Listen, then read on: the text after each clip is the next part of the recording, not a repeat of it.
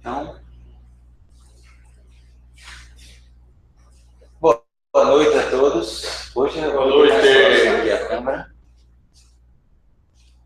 Estamos começando mais um NEP. Acredito que todos estão me ouvindo bem. O microfone está aqui comigo do meu lado. Hoje, né, já estava com saudade, né, porque não teve, né, por causa do feriado, e semana passada estávamos ausentes, eu, Gabi e Larissa. Nós estávamos fazendo uma tarefa que, de certa forma, tem a ver com o NEP também, né? Que foi assistir o show de nosso querido Leonardo Gonçalves. Eu lembro, só enquanto o pessoal vai chegando... Começando, mas já chegou. Agora foda. Eu lembro o dia que eu mandei para Haroldo o CD de Leonardo Gonçalves. Eu não sei se já te falei isso. Eu não lembro. Mas aí ele não pôde escutar de cara. Tudo bom, aí? Quando ele chegou, o negócio já é bonito, né? E ainda mais em hebraico, então eu vi que tinha bem a cara dele mesmo. Tem a cara de Haroldo. Oi, pessoal, aí. Olha aí, Marias. Então ele me mandou assim, dizendo que foi uma das coisas mais bonitas que ele já ouviu. E é fantástico o CD em hebraico dele. No show ele cantou uma em hebraico. Cantou uma, outra em português, muito bonitas. Mas, então, só para dar alguns avisos antes de a gente fazer a prece inicial, hoje vamos continuar o estudo que ficou com Paulo e Antônio. Confessar e negar Jesus, né? Foi porque as tarefas aqui. Acontecia ser uma coisa. Mas aqui são, olha, treinos e treinos aqui. Uma vida inteira fazendo 300 tarefas aqui. Quem acompanhou o início viu que era bem complicado. Mas valeu, Diegão. Espero que ele venha hoje. Ele tem cajazeira, mas lá ele não tem. Lá não pega direito não, meu irmão. E provavelmente, talvez ele veja a gravação. Então, valeu, Diego. Vamos substituir. Semana que vem nós vamos ter uma reunião, um estudo diferente. Vamos assistir uma palestra de Haroldo, um DVD do Boa Nova, que até a Larissa trouxe. Os Discípulos. Não sei se alguém já assistiu, o pessoal de casa eu indico que assista pelo YouTube. Quem for assinante do Evangelho e Espiritismo, porque tem que ser assinante.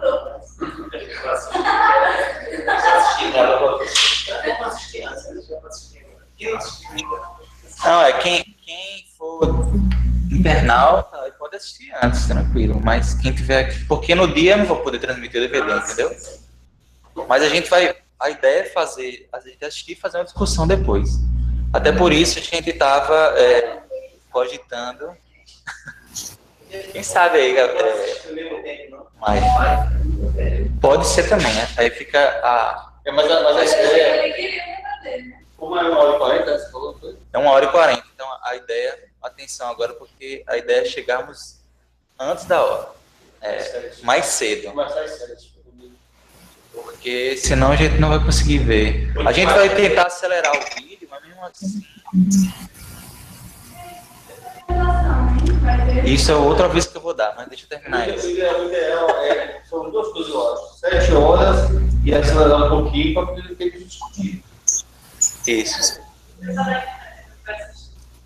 Como eu acabei de falar, o pessoal da internet vai ficar à vontade para assistir a hora que eles quiserem durante a semana no YouTube, para quem for assinante ou quem quiser e der tempo de adquirir o DVD, né? Não está disponível no YouTube gratuitamente.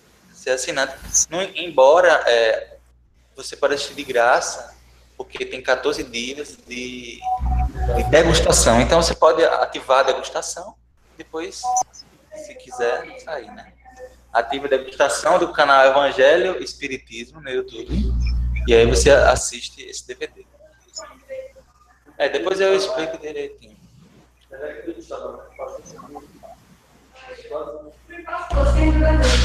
Na semana que vem também a gente vai distribuir para você. Aliás, isso aqui eu deixo para falar semana que vem. Nós vamos fazer um formulário de avaliação, provavelmente online, para facilitar.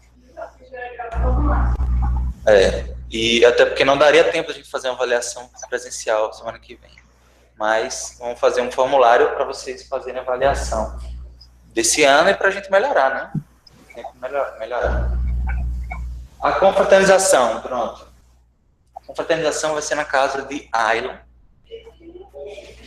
Nós vamos precisar definir uma data e a gente deixa para conversar isso depois, né? Porque eu tenho algumas sugestões de data. Eu acho melhor no final dessa reunião a gente já ir pensando em datas. Ao final da reunião de hoje aqui, a gente vai pensando em datas. Porque se a gente for deixar só para a internet, termina, a gente vê sugestões aqui. Não, a ideia é definir a data hoje. Eu acho até bom. Se você colocar em uns 3 datas, né, o pessoal poder marcar inclusive as 3. A questão é marcar assim, ó, eu posso nessa, né? Eu posso nessa. Aí a gente vê que a maioria, porque realmente. Porque essa época é complicada, né?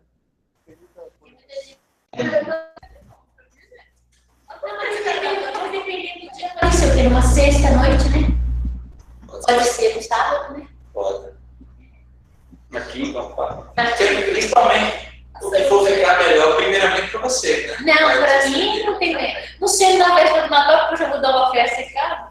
Eu moro ali na Cabalzinho. A ideia é ser essa. Em frente à Shopping Line, aqui perto do Novo Visório e 3 irmãos. Certo. Entrou ali naquela rua, não, 51. Pertinho, da Epitácio. E aí, a ideia é ser bem antes, na semana de 10 a 18. A semana que vem também a gente vai fazer o sorteio do amigo secreto que a gente está elaborando, vai ser diferente. Não vai ser tradicional. Vai ser tradicional? Não vai ser tradicional, amigo secreto. Vai ser diferente?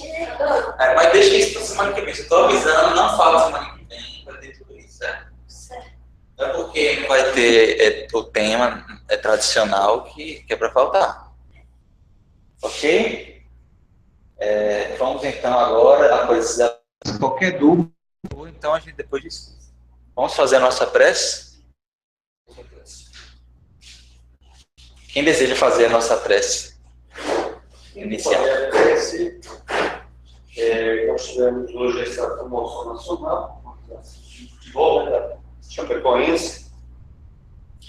Mas, assim, a prece que ela seja direcionada também, além da família, né, desses que partiram, mas é para que haja uma resignação, um entendimento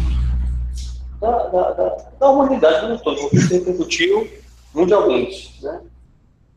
E aí sempre tem aquela visão de que, poxa, os jovens, né, só não disputar um campeonato inédito, uma final inédita, então é como se houvesse um grande castigo, enfim, uma coisa que é absurda, né?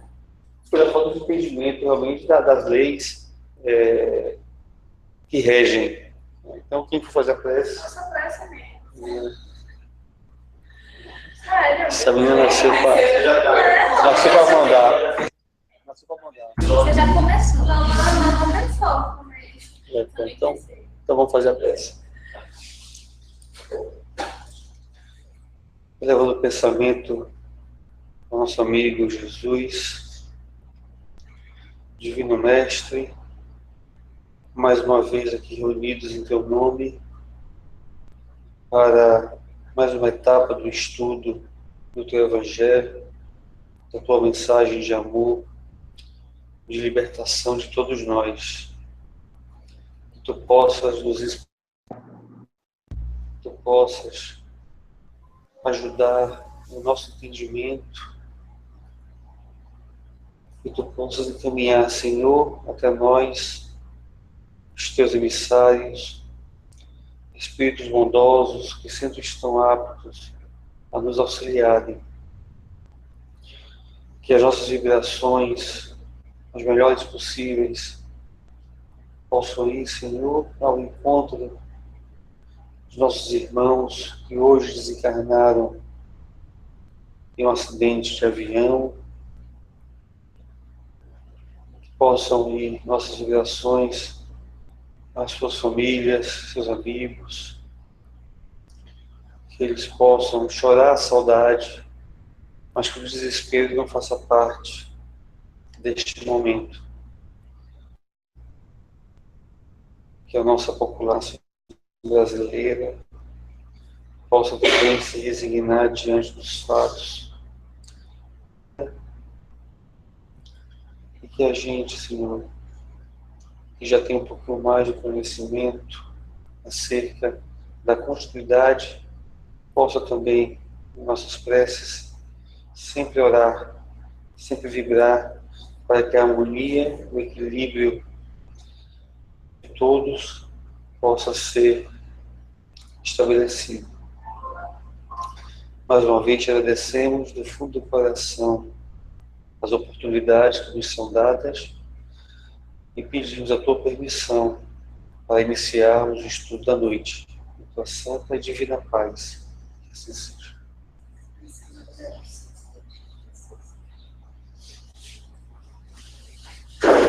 Então, hoje, nós vamos ter oportunidade, hoje com a contribuição do dever de casa, como a gente chama.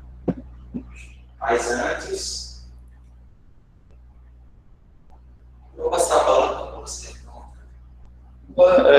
A gente vai passando aí, Ismael. Ele já fez a prece inicial, né? Então, reler a perícope. Só a parte de Haroldo, tanto Mateus quanto Lucas. Né? Eduardo, você pode ler aí? Mateus 10, 32, 52, 33. Perseguições. Assim, todo aquele que se declarar por mim diante dos homens, eu também declararei por ele diante do meu Pai dos céus. Mas quem me negar diante dos homens, também me negarei diante do meu Pai que está nos céus. 2, Lucas. Agora Lucas 12, versículo 8 e 9. Confessar e negar Jesus. Eu vos digo, todo aquele que se declarar por mim diante dos homens, também o Filho do Homem se declarará por ele diante dos anjos de Deus. Aquele que me negar diante dos homens, será negado diante dos anjos de Deus. Novo Testamento do Haroldo Dutra. Então, semana passada, a gente discutiu um pouco sobre Flora e Fujon, né, sobre os anjos de Deus. A gente verificou, discutiu um pouco sobre essa questão que não era bem a questão de Jesus negar, mas é o fato de eu negar Jesus, eu já me distancio, né? E, portanto, não tenho acesso ao reino, à verdade, né? Então, É o discípulo que escolhe o seu mestre. Exatamente, né? Então, a gente, isso é uma questão da iniciativa nossa, do livre-arbítrio. Né? Jesus não vai sair assim, não, esse aqui não, esse que me... Né? Gostei da cara dele, né? É esse aí. Realmente existe essa noção de que, de fato, os mestres escolhem entre as pessoas, os grandes escolhidos, as pessoas que eles veem, esse cara aqui vai me superar um dia. Na verdade, não é uma decisão do mestre, né? É uma decisão do discípulo. Isso. Interessante. É a escolha dele, né? Então, vamos partir para os comentários espirituais. Primeiro, quem está aí só é Nayara e Marisa, né? Isso. João não está não. Então, para as meninas. Nayá, deixa eu botar aqui.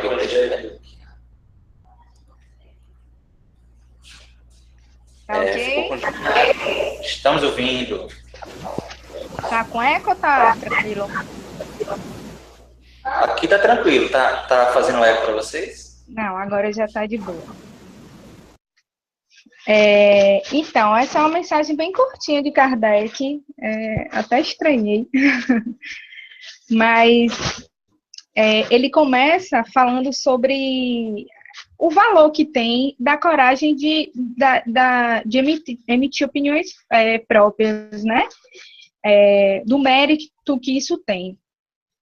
Porém, ele chama a atenção que esse mérito, esse merecimento vamos assim dizer, do título de corajoso por se expor nas opiniões, né?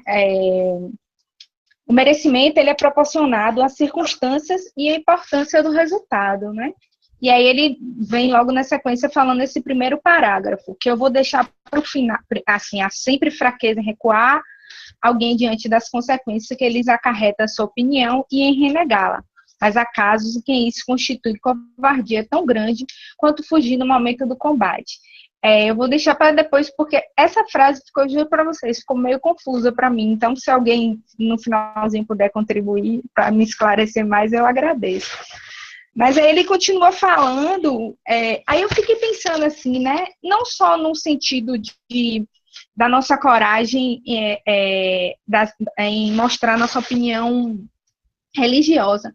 Hoje em dia, com essa coisa de redes sociais, assim, todo mundo está tão nessa fissura de demonstrar opiniões, de querer que suas opiniões estão certas, né? Estão tão preocupados em opinar, sei lá, de enfrentar verdades, né? E isso é considerado como coragem. Mas, na verdade, a gente tem que ter muita cautela com isso, né? Que eu acho que tem a ver com essa primeira parte aí. E aí no texto que ele chama a atenção para esse merecimento, que é o que eu falei, né? Merecimento e que depende da importância do resultado, né?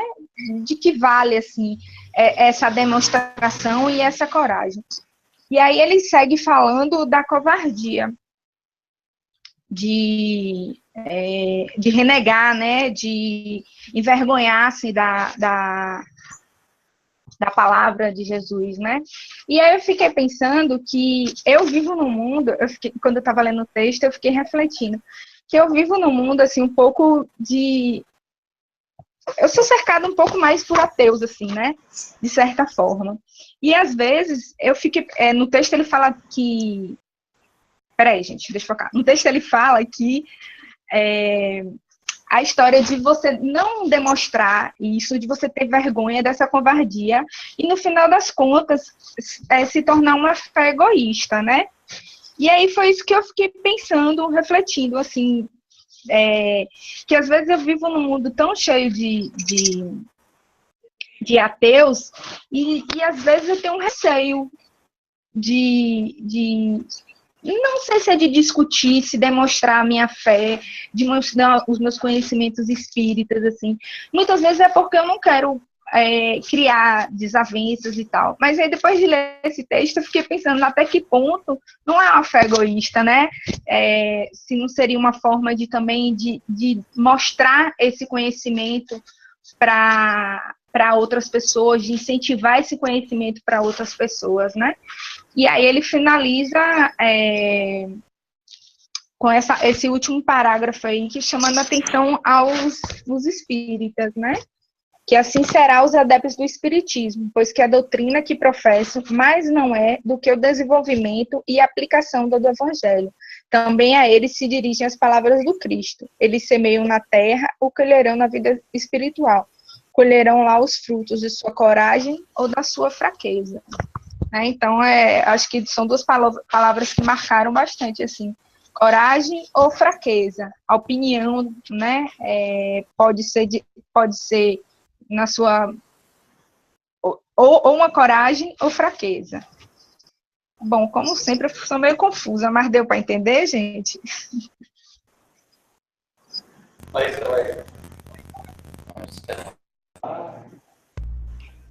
Marisa, você quer comentar também? Fica à vontade, viu?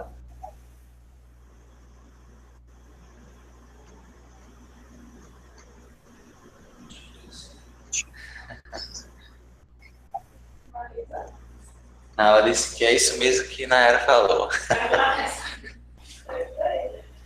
Mas eu queria comentar, então, assim, que Nayara começou perguntando sobre o primeiro parágrafo, não foi? Bom, eu entendo assim, né, Nayara, eu compreendi assim, sempre qualquer posição que a gente adote, isso sempre gera alguma consequência, né, assim, sempre repercute alguma coisa nas nossas posições. Então, se eu recuo diante das consequências, isso demonstra uma fraqueza minha em relação àquilo que eu defendo, né? Eu não tenho tanta convicção assim naquilo que eu defendo, ou dou mais importância, né, a certas vantagens materiais, né? Exemplo, eu concordar com alguém que pode me beneficiar com algo, então eu concordo com ele, renegando a minha própria convicção para poder adquirir aquelas vantagens. E isso, assim, há casos em que isso constitui covardia tão grande quanto fugir ao combate, né, ao combate. Que isso é o Desertor. o desertor. Isso é a maior mancha que um soldado pode ter, é ele fugir do combate, né? Então o Kardec faz aqui lembrando que a época era mais comum, inclusive, né, esse tipo de questão. Então o Kardec faz uma comparação, esse ato nosso fazendo uma analogia à questão do combate do soldado que foge e deserta. E aqui eu acho que também ele faz uma analogia aqui, faz uma referência, na verdade, a essa questão quando se trata da doutrina do Cristo, né, na questão de você renegar essa doutrina, dada a importância das consequências que ela gera. Agora é bom que a gente aqui reflita também que não é só você expressar verbalmente ou não a sua convicção, né? Quando eu falo aqui em confessar, e a gente viu isso também na semana passada, que até o termo, o pastorino, acho que ele traz isso, né, que o termo às vezes não é muito adequado, dada o significado de você se confessar para alguém, para um padre e tal. Mas esse confessar, ele está muito mais ligado na questão dos atos mesmo que a gente, né? E quando o Nayara falou da questão dos ateus que a cercam, eu acho assim, Nayara, a gente precisa falar assim, se colocar diante das situações naquilo que a gente acredita, mas o problema seria se a gente quisesse converter, quisesse violentar a pessoa que não acredita ou que não pensa como a gente pensa. Mas muitas vezes a gente fazer essas colocações dá a oportunidade para que a pessoa que tem um outro ponto de vista reflita, ou até mesmo tem a oportunidade de pedir uma luz, né, de poder estabelecer um diálogo, porque muitas vezes a pessoa o cara que é ateu, ele não é um ateu na acepção da palavra, né? Ele não acredita no Deus que foi oferecido até então, o que está colocado. A partir do momento que ele começa a identificar um Deus que talvez a doutrina espírita ofereça, aquilo pode fazer um significado, pode ter um sentido para ele. E ele começar a repensar um pouco acerca, né? Que de fato a gente sabe que tem muita diferença entre um Deus que castiga, né? Um Deus que inclusive se confunde com as nossas paixões, diante daquele que a gente apresenta na sua vida infinita. Eu lembrei daquela questão em relação à opinião, Paulo, de um pingo de verdade num litro de amor. Aquela questão de você obviamente, não se opor, né, a expor a verdade, e ser franco, ser transparente, né, ser, de fato, íntegro, mas, ao mesmo tempo, tendo a compreensão do entendimento de cada um, né? Como você disse, não violentar a consciência dos outros. Então, exatamente, volta tudo isso. Porque muitas vezes esse pingo de verdade é acompanhado de uma prepotência, né? De um orgulho. Aí complica. Esse livro é uma coisa que a gente até tem que falar, na questão de ser espírita e você isso normalmente, porque tem muita gente lá prestando atenção, principalmente entre jovens, que tem vergonha de ser espírita, porque muita gente não entende, não conhece, sabe? E eu estava pensando exatamente na importância que a gente mostrar com naturalidade que nós temos, entendeu? Porque se você tiver vergonha, se você não tratar com naturalidade, como é que os outros vão fazer da mesma forma? Sabe? Eu nunca vou esquecer, quando eu era mais jovem, eu estava fazendo evangelho em casa com a minha família. Aí o condomínio estava a porta aberta, né? Porta passagem na rua. Aí a gente fazendo lá na mesa, né? Falando alto. Aí o pai, fala mais alto, o povo vai escutar que a gente tá fazendo evangelho. Aí ele, hoje tem vergonha, de ser espírita, porque o povo acha tão estranho me perguntar até se a gente acredita em Jesus, se a gente vê espírito. Aí ele nunca tem vergonha, você tem que, muito pelo contrário, que propagar que eu sou espírita, eu tenho muito orgulho da minha crença. E eu acho que isso é muito importante, principalmente hoje em dia, que está crescendo tanto. Eu só faria uma reparação no que você falou, né? É engraçado, a gente usa a palavra orgulho. Você falou assim, eu tenho muito orgulho da minha crença, né? Mas é um significado que a gente... eu entendi o que você quis dizer, mas ela não é. Por quê? Porque, na verdade, o orgulho, até mesmo na questão da crença, muitas vezes a gente se acha detentor, né, de algo ou que nós não somos detentores, né?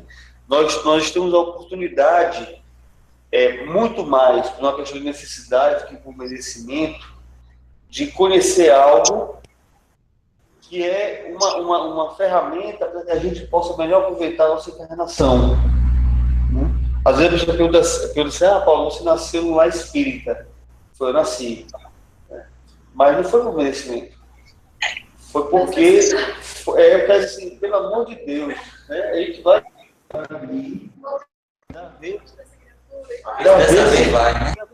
aproveita alguma coisa. Então, e é isso, e para muita gente, o espiritismo é isso. É esse refrear, né? É esse refrear. Agora, a questão da doutrina, inclusive eu me lembrei, foi de uma frase que coloco para de Assis, coloco o nome de todo mundo nas redes sociais, mas eu achei muito bonito, que é o seguinte, diz assim, preste atenção nos teus atos, como assim, que talvez você seja o único evangelho, a única que as pessoas leiam, né? Ou seja, a pessoa não vai ter acesso a isso, mas através do teu exemplo que ela vai então começar a despertar alguma coisa. É bem o confessar que você falou, né? É mais a vivência, o verbo confessar, é mais a vivência do que você, de fato, explicitar a sua crença. É mais, óbvio que é válido também, mas é mais, vamos dizer assim, significativo para as pessoas, toca mais quando elas enxergam as atitudes do espírita, né? O verdadeiro espírita, daquele que pelo menos está tentando. Nós temos, a gente costuma dizer que tem 3 momentos nosso na doutrina espírita. O momento que a gente entra na doutrina, que é inclusive um momento de muita empolgação, leitura, que devora tudo, de participação, né, em todas as atividades. O cara praticamente se muda para o centro espírita. E o momento é quando a doutrina entra em você começa a digerir realmente, começa a tentar fazer uma transformação em si, começa a mudar alguns comportamentos, né, que você até então tinha, isso é comum. E o terceiro momento, que esse é o mais complicado, realmente é quando a doutrina sai por você, né, que aí você realmente exerce né, toda de forma natural, inclusive, aquilo que é colocado por ela, que nada mais é, como até o Kardec coloca aqui, o desenvolvimento da Evangelho de Cristo. Né? A doutrina espírita não traz nada de novo. Ela só deixa mais claro, realmente, aquilo que Jesus já falou. Né? Paulo, Marisa e Nayara escreveram umas coisas aqui. Bota. Ver se vai dar pra ver. Olha, é o seguinte, aqui o que me chamou a atenção foi a expressão fé corrigida. Como é que vocês estão vendo como é que acontece aqui? Ela disse que está cortando, aí eu resolvo. Provavelmente já resolveu. Mas é o seguinte, o que me chamou mais a atenção foi a expressão fé egoísta. Acredito que sempre que um assunto surgir, podemos e devemos nos posicionar com a devida fraternidade em face das convicções alheias. Aí Nayara disse o seguinte: é isso, eu sempre tento respeitar, mas quando me é questionado, solicitado, eu mantenho diálogo. Mas o texto me fez refletir se muitas vezes eu não poderia dialogar mais. E aí Marisa vem complementando. E hoje vejo que as pessoas possuem muito interesse e perguntas quanto às questões espíritas. Realmente. Na faculdade, sempre que tem oportunidade, eu deixo claro que sou espírita. Os alunos interessados no assunto oportunamente me procuram para perguntar a respeito. É raro um dia de aula que algum aluno não me procure. E o bem que essa fé faz para mim pode fazer para os demais interessados em conhecer. Na área agradeceu o seu esclarecimento. Na hora que estava falando aqui, alguém falou em naturalidade. Marisa ressaltou isso. Aliás, Marisa ressaltou isso. E é isso. E aí, mais algum comentário? Então, vou tirar daqui.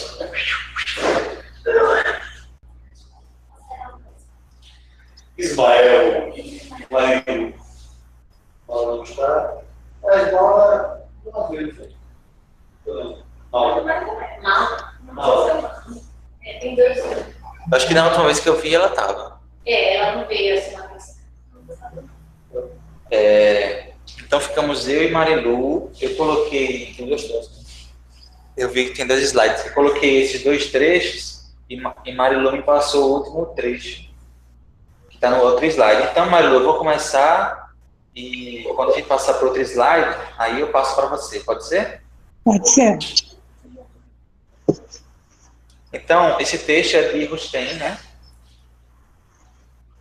Esse livro aqui, Os 4 Evangelhos, de Rustem, e justamente fala sobre a passagem, inclusive entrando mais à frente na passagem que a gente vai ver ano que vem, que é justamente a questão do... Qual é a próxima passagem? Da espada, né? Sim. Trazer a paz. Que não Jesus fala, não vim trazer a paz, sim a espada, a gladios, a espada. Mas a gente vai abordar um pouco dessa outra trecho, mas eu vou me ater mais a essa passagem que a gente está estudando hoje. O Rustem, ele tem uma linguagem bem particular dele. Em alguns momentos até percebo uma influência um pouco também até do próprio catolicismo, não sei, dentro da fala dele. Mas eu vou começar a fazer a leitura e a gente vai comentando sobre justamente esses nossos versículos. Ele comenta o seguinte: aquele que, simples de coração, deixa eu colocar aqui o pessoal também ver.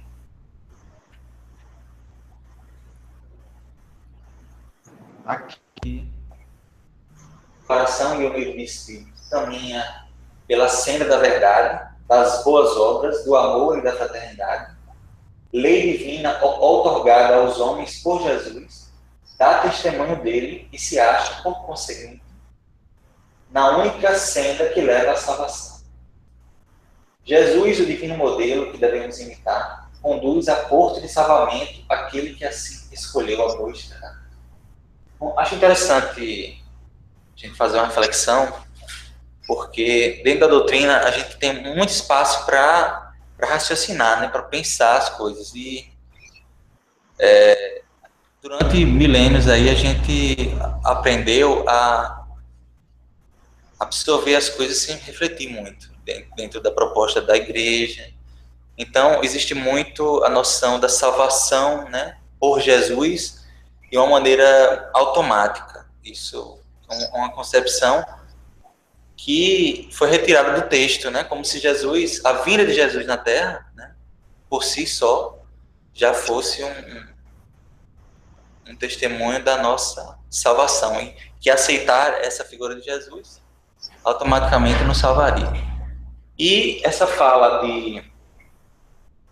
comentada por Rustem justamente traz o contrário, né? Como que essa salvação é um motor que deve vir da nossa própria personalidade, da nossa própria vontade. E acho até que a figura de Jesus... Eu estava recentemente estudando sobre perispírito para uma palestra que eu fiz aqui de meia hora, e eu vi uma palestra na verdade foi um trecho de uma palestra de Haroldo, ele falando sobre perispírito. E como deve ter sido o pensamento, óbvio que a gente só cogita, né? O pensamento de Jesus antes de vir reencarnar aqui, a preparação do próprio perispírito, que era de uma magnitude muito... a gente não consegue nem imaginar, né? Então, é como se... Tem algumas músicas até evangélicas que falam assim, o Criador veio acompanhar a criatura, porque existe a noção, né, lá entre eles, de que Jesus seria a figura de Deus, assim, simbólica, né? E a gente pode enxergar isso, não ao pé da letra, né? Como Jesus fala, eu e o Pai somos um, mas numa representação de como que Jesus é importante, né, para a nossa evolução, né? Como que desde o início da construção desse planeta, Jesus sempre está presente e acompanhando a nossa evolução. Então, de fato, é como se né, o autor da obra visitasse as próprias páginas da obra. E Jesus acompanhou, não que ele é a figura do Criador, ele também é o nosso irmão, mas ele acompanhou a construção, né, da nossa existência, né? E isso é um sacrifício que a gente não consegue entender, né? Jesus, um ser muito puro, né, decidir vir reencarnar aqui, né, no planeta. Imagina essa decisão, né? Porque no plano espiritual, encarnar entre nós. No plano espiritual, nós temos muitos representantes, né, espíritos puros, e o próprio Jesus veio acompanhar, né, a nossa evolução. Então, ele fala aqui, de fato, Jesus é esse porto de salvamento. Nesse sentido, né? E nesse sentido é que a gente pode enxergar uma explicação para essa fala, a única senda que leva à salvação, né? Não é que por não conhecer a figura de Jesus, existem muitos povos que não praticam a fé cristã, né? Por causa disso estão condenados, mas alguma relação com a figura e a mensagem dele existe, né, na evolução de qualquer criatura do planeta, em qualquer lugar. Então é isso, eu acho que me alonguei muito. Essa outra parágrafo diz o seguinte: aquele que, ao contrário, esse já é o oposto, né? Se embrenha pelos caminhos tortuosos, isto é, pelos caminhos do orgulho, do egoísmo, da hipocrisia, dos vícios e das paixões que degradam a humanidade, esse se afasta do alvo, renega o bom pastor, repudiando-lhe a doutrina, a lei. Ora, o bom pastor não o pode receber na classe dos bons espíritos, nem apresentá-lo ao rei dos reis. Esse estará, portanto, renegado até que dê testemunho do Cristo, tomando a sua senda pela prática da sublime moral que ele personifica. Jesus é essa personificação para nós da lei natural, né? E existe essa figura na Bíblia o fato de não seguir a lei natural, se afastar de Deus, seria se afastar também da figura de Cristo, né? E é uma decisão nossa, né? Acho que fica bem claro no texto que é uma decisão nossa, né? Não é uma decisão, como a gente já comentou, não é uma decisão do mestre, é uma decisão do discípulo, não é? E nós criamos esses obstáculos.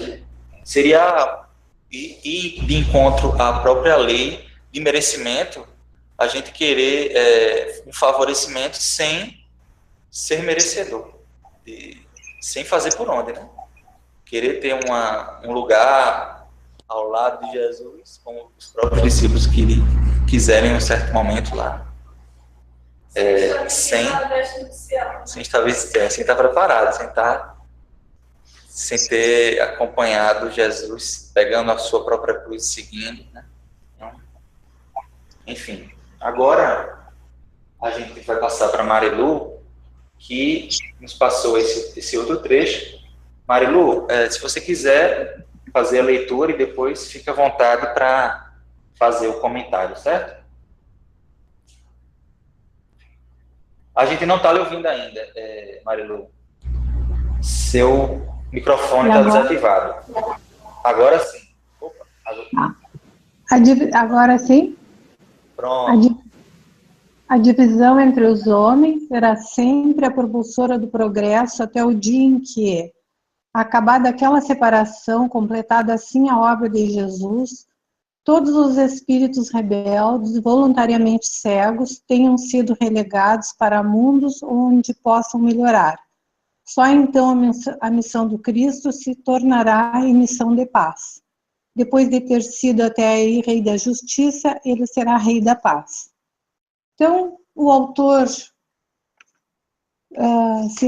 explica, né, que Jesus, quando desempenhou a sua missão, ele veio num tempo de atrasos, preconceitos, abusos, sustentados pelos escribas, fariseus e sacerdotes orgulhosos. E ele, espalhando as suas lições, iria trazer espíritos atrasados ao progresso, né? E haveria aqueles que iriam progredir e aqueles que ficariam estacionados, né? E Jesus antevia, ele previa os acontecimentos, né? Os ódios, inimizades mesmo entre os mais próximos que viviam sob o mesmo teto, o sangue que seria derramado em seu nome, a sua lei mal compreendida substituída por uma fé cega, os massacres, as fogueiras, as torturas que seriam praticadas em seu nome pela intolerância, pelo fanatismo, pela superstição e pela ambição dominadora, né? E que isso aconteceria desde o primeiro Marte até o estabelecimento da paz mundial. Então, é assim que ele explica, né, que essa divisão seria propulsora do progresso. É isso aí, meus amigos. Devolvendo a palavra para vocês.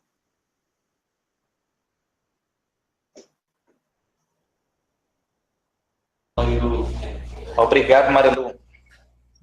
Essa parte mais do separou vai estar discutindo mais à frente, né? Sobre a da espada. Mas só queria. Volta um pouquinho, Ismael.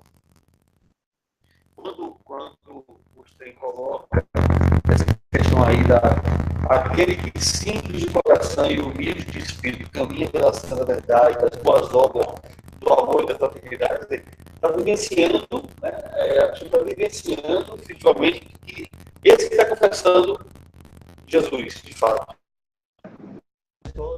Da palavra. É isso que eu acho que é importante a gente estar bem.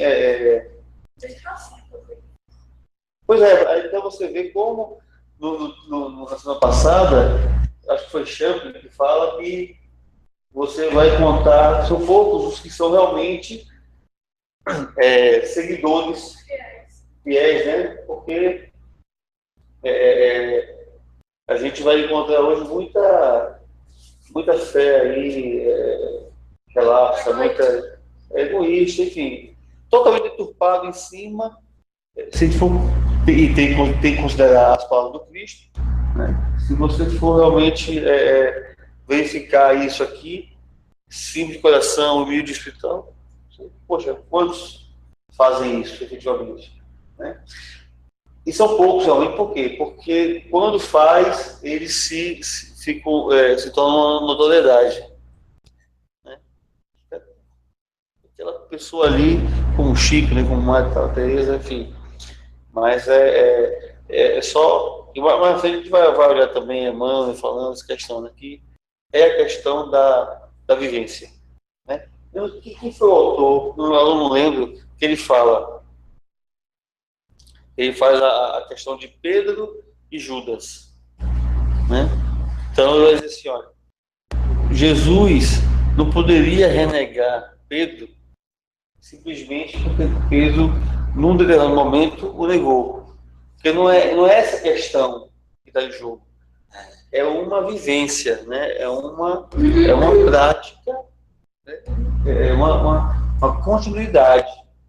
Assim como também a questão de Judas não poderia ser considerada uma questão do momento, porque ele não era daquela forma. Então, isso. Aí a gente até lembrou aquela questão do bom ladrão, né? Que disse ali e tal, né? E que o pessoal interpreta que ele, naquele momento, então, ele não teria sentido nenhum, né? E fica bem claro no texto. No texto dos acadêmicos, realmente não tem sentido nenhum. Muito bom, eu acho que esse texto foi da semana passada. Foi da semana passada. É muito boa essa comparação, realmente, porque ele foge dessa interpretação, né? Que é simplesmente um olho por olho dentro de Jesus ou um devolver. É aquela história, não. Se você crê, se você, no último suspiro, você olha, você crê, né, aceita Jesus, você está salvo. Eu até me recordo da minha prima que trabalhava, tinha uma pessoa que trabalhava com ela que tinha sido preso, tinha matado, né, feito um homicídio e cumpriu pena e tal, enfim. E aí ele se tornou evangélico. E aí quando descobriu que minha prima era espírita, ele veio dizer que ela realmente ia para o inferno, né? Aí ela não se aguentou, infelizmente, e disse assim, quer dizer que tu mata e eu vou para o inferno, né? Quer dizer, passou na cara, né? A pessoa não devia ter feito isso. Mas isso gera bem, quer dizer, aquela ideia de que é só o ato de acreditar. A caridade, a vivência, isso não é levado em consideração. Essa concepção E não são de todos, né? Não são de todos os evangelhos, mas algumas correntes que... Sabe que a gente, assim, fez uma análise com esse exemplo, que a princípio, a fé, a gente falou tudo da questão evangélica em termos de salvação, né? E como a doutrina espírita tem como doutrina espírita, e se falou no início, né, a questão do orgulho, ou não, da satisfação dever, assim, se dever dizer, né?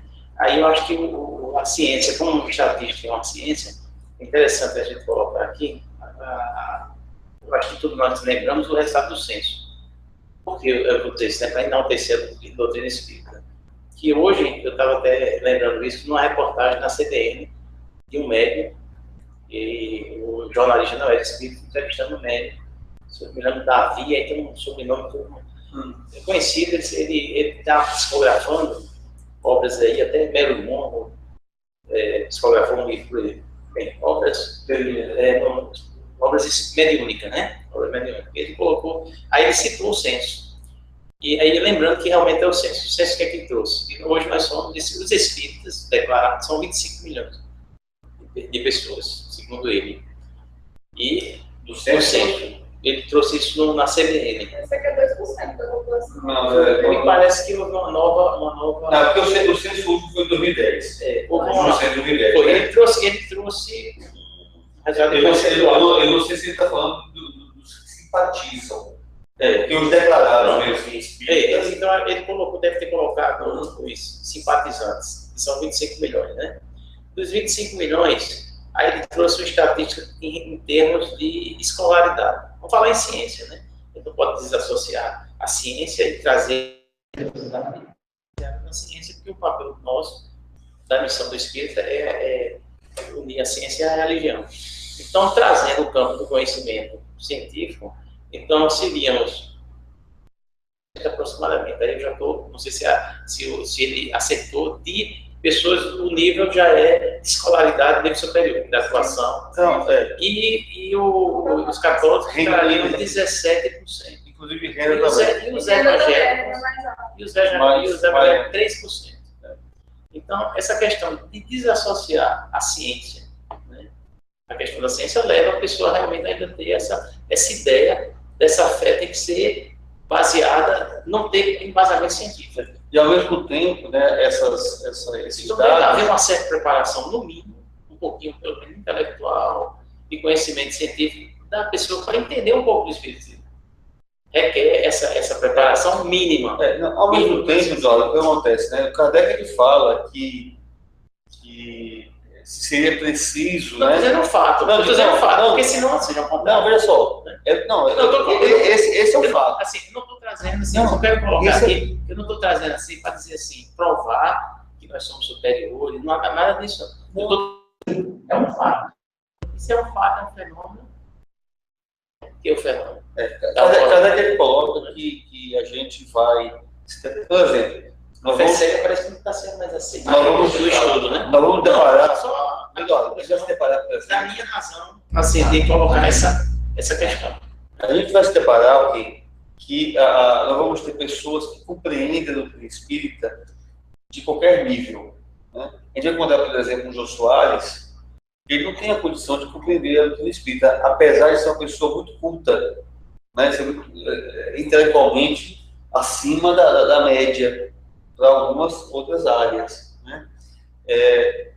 O que esses nos indicam? Eles indicam que nós temos uma escolaridade maior, talvez o nível de leitura seja bem maior, a parte financeira é mais abastada, mas ao mesmo tempo também nos lança um desafio que é exatamente esse de o que a gente não consegue alcançar, né? Claro, vão ter várias causas para isso, né? Inclusive a questão do apelo material, porque a doutrina espírita, ela de certa forma, é um desafio para você, né? Você aqui é convidado a ser o protagonista da tua existência e não ficar na dependência de um orador A, ou B, ou C. Ninguém faz por você, né? Porque realmente não tem como fazer por você. Você pode orar pelo outro, mas você é o protagonista. E aí, quando você é convidado a assumir isso, muitas vezes você não está preparado, né? Você prefere se enganar, colocando para outra pessoa essa responsabilidade que é intransferível, né? É transferível isso. Então, por isso que é difícil, né? Mas a gente precisa avaliar, planejar, para que a gente possa alcançar de forma mais contundente, inclusive essa classe mais baixa. Porque, eu repito, nós vamos encontrar pessoas simples, né, pessoas sem escolaridade, mas que elas, quando têm contato com a literatura, aquilo abre de tal forma, né? Porque realmente é a questão do espírito, né? Você ia falar, né? Isso de colocar na nossa mão, da oportunidade da tese paga, né? Que tem a pessoa nessa questão mais de que impede.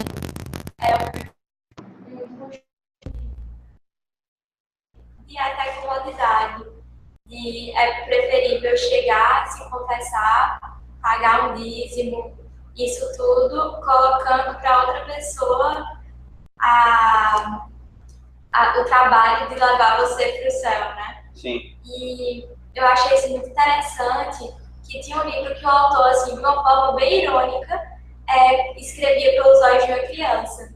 E a criança estava tendo os primeiros contatos com a religião, as crenças de uma religião X.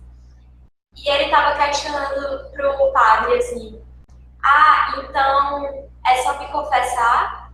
Aí o padre, você se confessa e você vai ter um lugar no céu. Então eu posso matar não sei quantas pessoas, mas é só eu sair correndo e confessar antes de morrer. E se eu morrer tragicamente, mesmo fazendo coisas maravilhosas, não me confessar? Aí o padre fazia, aí você não vai, porque você tem que se confessar. Aí a criança ficava, mas que estranho, e começava a fazer vários questionamentos sobre várias coisas nisso, mas foi muito interessante, porque traz pra gente exatamente isso. Exatamente. Alguém falou aí, não? Quem falou aqui foi a Liz, sobre a questão, vocês estão falando do espiritismo, né? Um dia eu perguntei essa questão ao Raul sobre o nível de, acredito que seja o nível de escolaridade, né, entre os espíritas. E ele disse que se esse é o problema, então ensinemos as pessoas a sair do analfabetismo funcional e conheçam a doutrina. Acho que complementar você já comentava, né? E acrescentar porque realmente é uma responsabilidade nossa também. Porque, até vou falar aqui uma opinião pessoal, acho que no Brasil a gente termina tendo a gente criou a figura do brasileiro que não desiste nunca, né? É óbvio, um exemplo de superação, né? Mas a gente tem que se acostumar em ter todo mundo junto e não só um exemplo ou outro que surge, né, de uma comunidade pobre e vai e consegue uma vitória profissional ou esportista, né, que são poucos exemplos ainda, né? A gente precisa parar de ser o país que traz esses exemplos pontuais para realmente trazer essa classe, tirar dessa classe, né? Trazer o conhecimento, né, para todos, né? Porque a gente termina se acostumando e vira vamos dizer assim, quase que uma situação que a gente se orgulha de ter pessoas muito miseráveis, pobres, atingindo um sucesso, né, rapidamente. A gente precisa ter mais exemplos como esse. Na verdade, eliminar a pobreza, né? Paulo Freire disse uma frase um livro que eu marco muito, na página 100.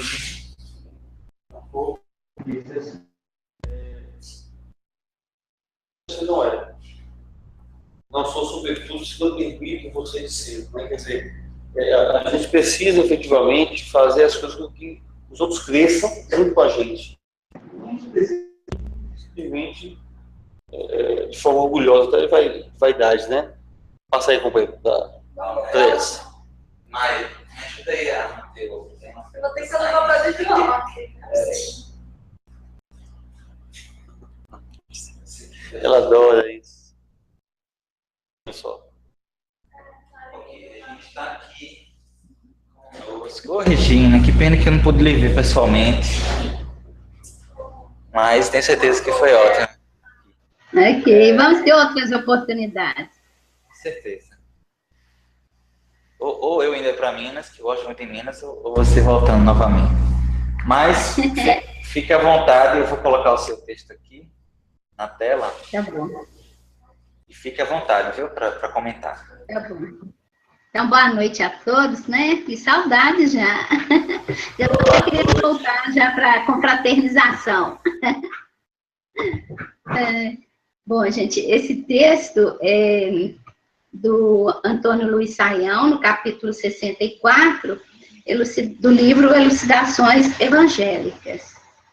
Ele vai estar trabalhando com o evangelista Mateus, Lucas, Mateus no capítulo 10, versículo 32, e Lucas no capítulo 12, versículo 8 e versículo 49. E vai estar trazendo, então, o seguinte contexto com alguns símbolos que nós achamos importantes e até oportunos, como o fogo, a espada. Da seguinte forma: Jesus veio trazer fogo à terra, não veio trazer a paz, e sim o gládio, né, a espada, a divisão, a fim de que chegue a ser conhecido e até que eu seja. Então, nós separamos aí alguns itens que julgamos que seja importante, e o Saião vai, então, trazer, num primeiro momento, a figura de Jesus, como o exemplo, como o modelo, como a personificação da própria moral sublime que ele trouxe.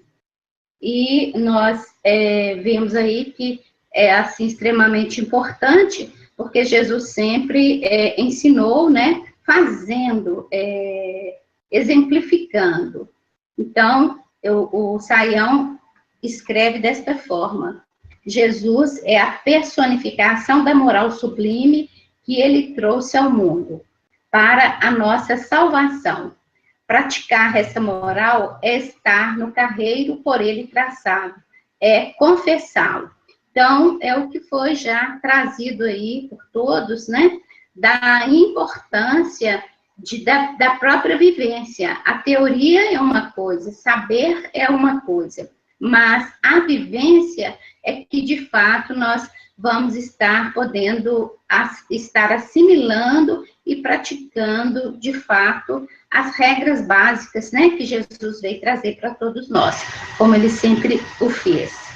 E ele diz o seguinte, Saião: aquele que, ao contrário, se embrenha pelos caminhos tortuosos, que são os do orgulho, do egoísmo, da hipocrisia, dos vícios e das paixões, que degradam a humanidade, este se afasta da senda da verdade, renega o bom pastor, repudiando-lhe a lei. Então, é isso, né? A questão das viciações, das imperfeições morais, baseados no orgulho, no egoísmo, na vaidade, na mentira, nos vícios e paixões gerais, vai estar, então, nos retirando, né, deste caminho que Jesus traçou para todos nós, que é justamente a conquista do caminho reto, no sentido, assim, da conquista da nossa potencialidade divina, do desenvolvimento das nossas virtudes,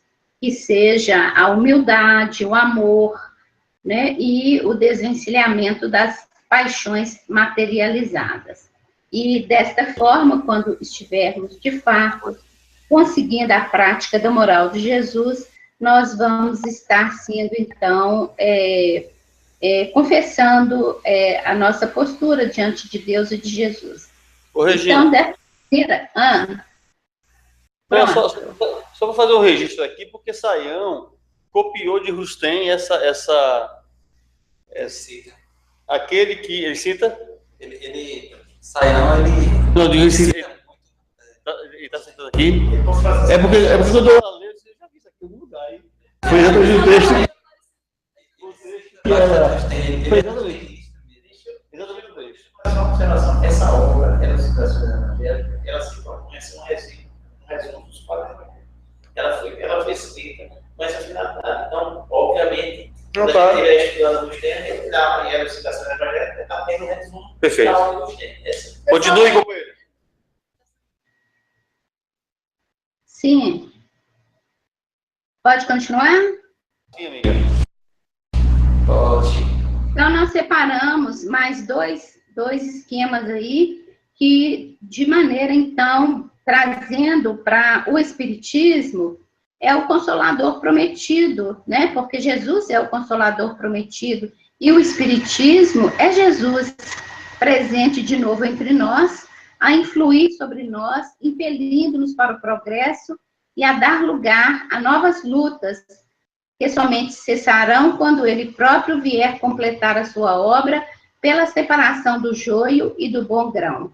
Trabalhai, pois, espíritas, com ardor, diz o Senhor pela boca de seus emissários, por arrancar os parasitas que abafam a sua vida.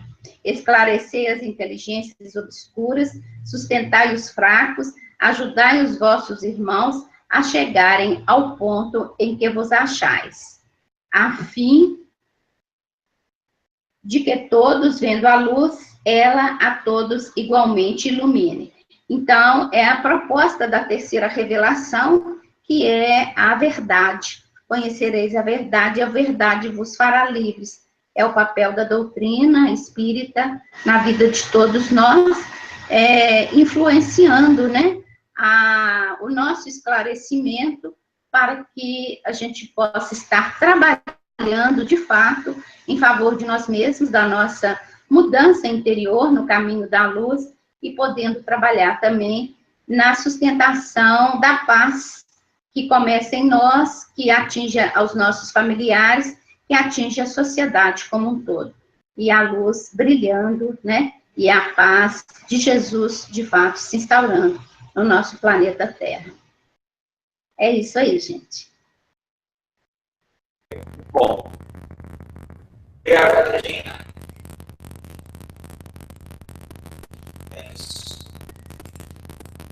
Agora, Elis, Ayla e Gabi.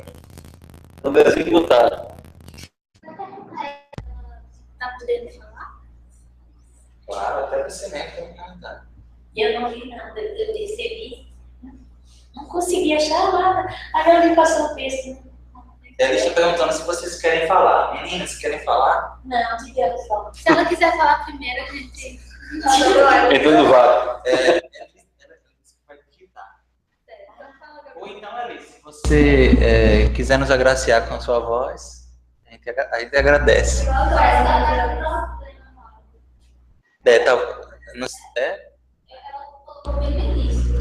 Ah, foi? Ah, tá. Então, é verdade, ela colocou.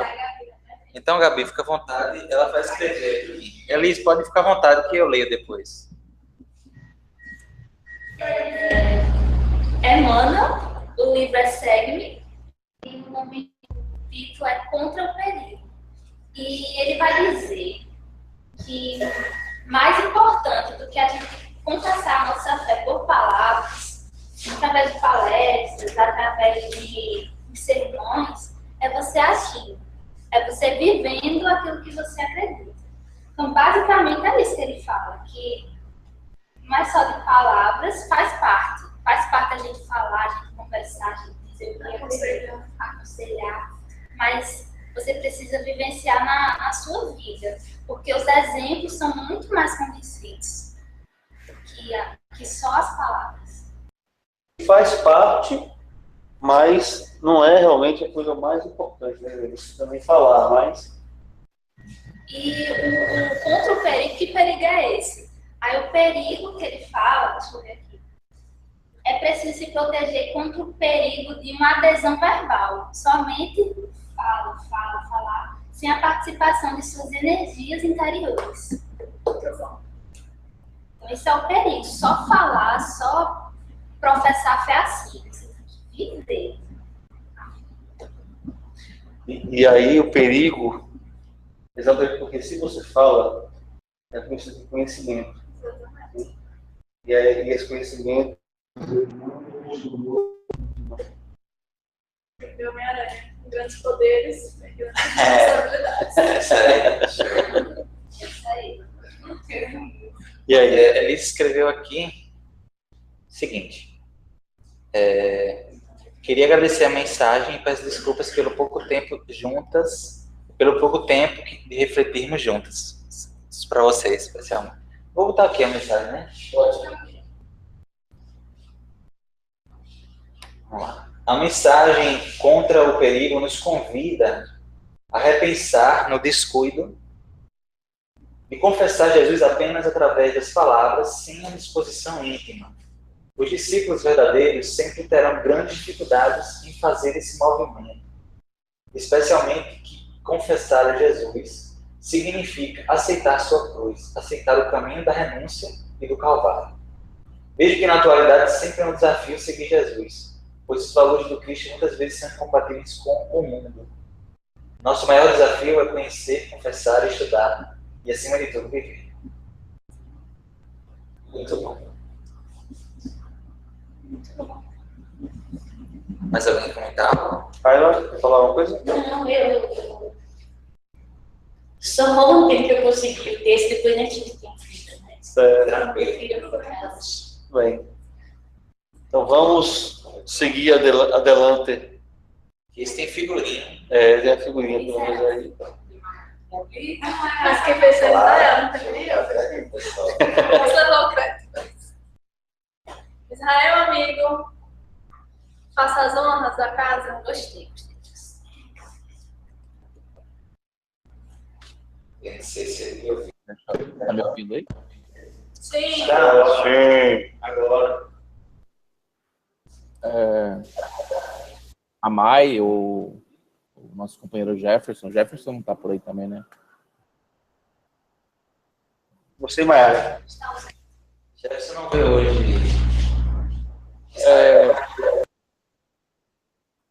Eu destaquei aí no slide e passei até para a Mai, vamos dizer assim, que basicamente o texto ele gira em torno desses dois tópicos dos slides aí. Então, nesse texto aí do livro Luz do Mundo, de Divaldo, através de Amélia Rodrigues, através do Espírito Amélia Rodrigues,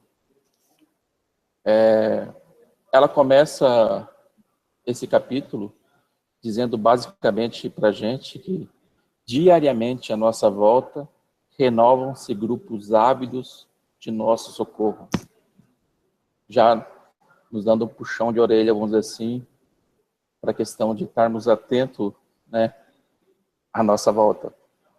E diz que a mensagem de esperança fora derramada em abundância e que Israel jamais escutara algo igual a ele teria dito, igual o que ele tinha dito, né? E de uma forma poética, né, a Amélia Rodrigues ela retrata parte de seus feitos aqui na Terra, sendo assim o roteiro seguro, o nosso modelo e guia para a nossa jornada de ascensão no decorrer de nossa existência. E ressalta também no texto que devemos negar a nós mesmos e segui-lo. E o que seria negar a nós mesmos? Se ele é nosso modelo e guia. Não seria negar a nossa ignorância, a nossa altivez, aquilo que a gente acha que já sabe e ainda não sabe? Porque como que a gente nega a nós mesmos? Se Jesus é nosso modelo e guia. Então é esquecer todos esses nossos referenciais que temos ainda de apego na matéria e seguir o exemplo do próprio Cristo, né? Do Evangelho que ele nos deixou. E para isso, ela ressalta também umas partes no texto que o Cristo nos recomenda que evite manter duas condutas, né? Que não deveríamos fazer nada às escondidas e que a mentira é a medida do mentiroso, como a presunção é a dimensão do ignorante. E fala que para que a gente levante a cabeça e mantenha reta, mas sede simples de alma e humilde de sentimento. E fala também, engendrai a simpatia entre todos e fomentai a cordialidade. E também que os meus seguidores aprendem a ter alegria interior para os momentos difíceis e se acostumam ao prazer de servir em nome do amor. Nisto que reside a verdadeira união comigo. E fala também sobre sede grandes nas tarefas insignificantes e tornai-vos pequenos nas grandes realizações. Eu acho que é isso. Não sei, a Mayara quer complementar mais alguma coisa? Eu queria complementar, Israel. E realmente a Amélia fantástica, porque ela vem trazer mesmo o momento em que Jesus foi dar esses ensinamentos, né? Então ela vem contar da atmosfera, como é que tá, é bem bonito. E aí, eu queria ressaltar duas coisas que ela disse. A primeira, ela vem falar de uma forma muito bela do amor de Jesus por aquelas pessoas que estavam lá. Então eram estrangeiros, era a galera de lá mesmo. E disse que Jesus olhava para aquelas pessoas e conseguia ver o futuro delas, elas em outras encarnações, elas sofrendo, mas conseguindo, no final, se redimir das faltas. É um ensinamento que vem trazer já no final, que Jesus vem dizer da seguinte forma: se vos ofenderem, buscai conquistar o ofensor. Se vos enganarem, ide ao encontro dos enganadores. Se vos caluniarem, marchai com amizade junto ao infamante. Fácil seria abandoná-los. Se assim o fizerdes, não sereis dignos de mim. Não vim para os sãos, os bons, os felizes, mas para eles os desventurados, e para vós, os que tendes sede de justiça e paz. Então, realmente é muito forte, né, isso. Seria muito fácil abandonar essas pessoas, ou então odiar e só ficar nesse impasse mesmo. Mas é pra gente realmente ir atrás e buscar trazer a perdoar, enfim. E é isso para isso que nós estamos aqui, né? Então, acho que é isso, né, Israel? Jefferson não veio? Eu acho que O trio. é isso mesmo, né? Oi? Tá ouvindo? Sim. Eu acho que a gente tem que ter olhos de ver e ouvidos de ouvir. Estarmos atentos, vamos dizer assim, a tudo que nos passam ao nosso envolto, né? Que a seara, vamos dizer assim, ela é grande, né? E o serviço está a todo momento aparecendo, batendo a nossa porta. O que falta é essa disposição da gente enxergar esse trabalho, né? Aí que ele fala, vamos dizer assim, esquece a ti mesmo, né? Rever esses valores que a gente tem de mundo, né? Para que a gente possa seguir esse ensinamento do Cristo, assim como ele nos deixou esse roteiro, né? Esse modelo. Isso. Até lembrei de uma coisa, vocês falando nisso, na questão de negar a si mesmo, se esvaziar, nesse sentido de negar, na verdade, as suas más inclinações. Né? Esse momento que a gente passa atualmente, né, mais especificamente hoje, com essa mobilização nacional e internacional em relação ao que ocorreu, né, com os jogadores, faz a gente ver realmente que nessas situações as pessoas mostram o seu lado bom, né? Sim. Fica evidente que as pessoas têm uma comoção e têm essa capacidade de deixar tudo de individualidade dele de lado, todo o egoísmo dele de lado, para prestar assistência ao outro, né? Quantas demonstrações de solidariedade a gente acompanhou hoje, né, no mundo inteiro. Então, a gente tem essa centelha em nós e essa capacidade de ser realmente essa essência, se esvaziar para deixar a essência de Deus realmente, né, na figura da pureza mesmo de Deus, nos contaminar, que a gente sente que nesse momento a gente se conecta, se identifica. Todo cidadão agora, independente da nacionalidade, vira humano e irmão e compartilhando a mesma vivência. Isso é bonito e faz a gente ver que essas coisas não acontecem por acaso e faz a gente aprender bastante, né? Ao mesmo tempo, Mael, quer falar? Não. Ao mesmo tempo, essa frase que fez ser de grandes nas tarefas insignificantes e tornar os pequenos nas grandes realizações, o que acontece? Essas mesmas pessoas que, nesse momento de uma comoção, elas se dispõem, né, se demonstram altruístas, né, enfim, em casa, com um filho, com uma esposa tal, na menor contrariedade, é implacável. Né?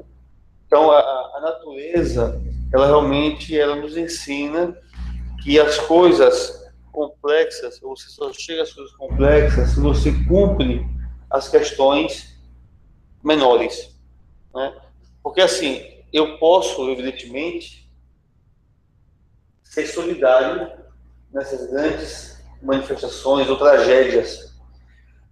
Mas muitas vezes eu falo assim, ser de pequenos nas grandes realizações, eu muitas vezes estou querendo aparecer, estou querendo mostrar para os outros que eu sou isso ou aquilo. Né? E ele fala você ficar ali, fazer de forma que nem notem a tua presença. Né? Já naquelas grandes que ninguém quer, que ninguém dá o holofote, não mostra que você ali você faça. Né? Então a gente pode assim trazer a convivência familiar, né?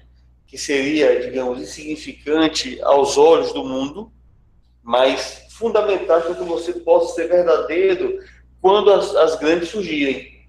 Né? Porque às vezes eu digo assim, eu quero, se meu filho for assassinado, eu quero perdoar os assassinos. Mas esse mesmo filho assassinado, eu não perdoo ele nas bobagens que ele faz. Né?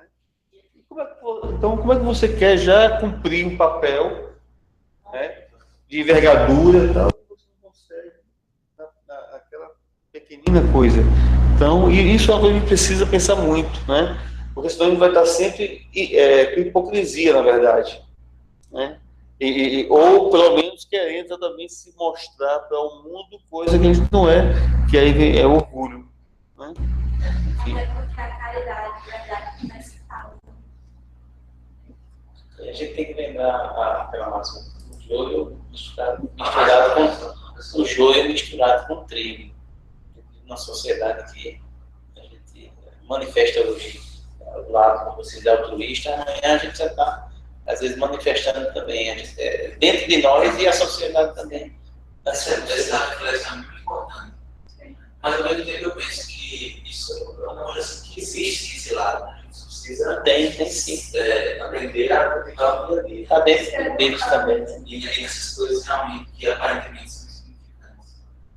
Mas, naquele momento, Israel ia falar mesmo, que eu interrompi. Então, Israel, fica à vontade, pode falar. Desculpa. Rápido, de preferência. Tem? Tem mais. Não, Tá com a palavra. Em relação até que o Ismael estava complementando, a hora também veio em mente, quando aquela questão de negue-se a si mesmo, porque a gente se esquece, esse ser integral que a gente é como ser imortal de várias existências, né? Por conta de que a gente vê agora, assim, com esse acidente que teve aí, às vezes aqueles indivíduos com a carreira ou com aquelas questões da problemática da vivência material que a gente tem, e a gente vê, sim, que o essencial é o que a gente aprende, o conteúdo moral, vamos dizer assim, existencial, né, desse espírito integral que ele é. Então, a gente tem que aprender a abrir mão de todos esses conceitos que a gente tem do que é existência, do que é vida, porque a gente se apega àquilo ainda que é passageiro, né? A gente tem que aprender, vamos dizer assim, a abrir mão, né? Eu estava até pensando hoje nessas questões, vamos dizer assim, da questão do desencarne mesmo, estava pensando igual os budistas, aqueles que fazem aquela mandala, aqueles desenhos, aquelas obras de arte com areia, né? E a vida parece como se fosse uma mandala, que a gente deve dedicar a ela todo empenho e esmero. Mas, em algum momento, vamos dizer assim, a gente não tem que ficar preso, vamos dizer assim, àquela beleza da arte, porque no final, quando a gente termina ela, a gente tem que desmanchá-la, o que é material, ficar só com o que é o aprendizado, né? A essência, que aquilo passou para a gente nesse caminho de construí-la, né? Eu acho que por aí, não sei se me fiz entender. Entendi, Israel. Eu achei até muito bonito o que você falou, porque realmente existe uma beleza na própria destruição, na própria finitude das coisas. Eu vejo, né? Mas só para complementar, tem às vezes a gente passa na praia e vê o pessoal fazendo as esculturas, né? Às vezes naquela área ali do busto mesmo, não sei se vocês já viram.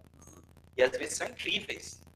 Mas a gente sabe que aquilo ali dura poucos dias, né? Às vezes vem uma chuva e desmonta. Mas existe algo realmente belo também na certeza de que aquilo vai terminar.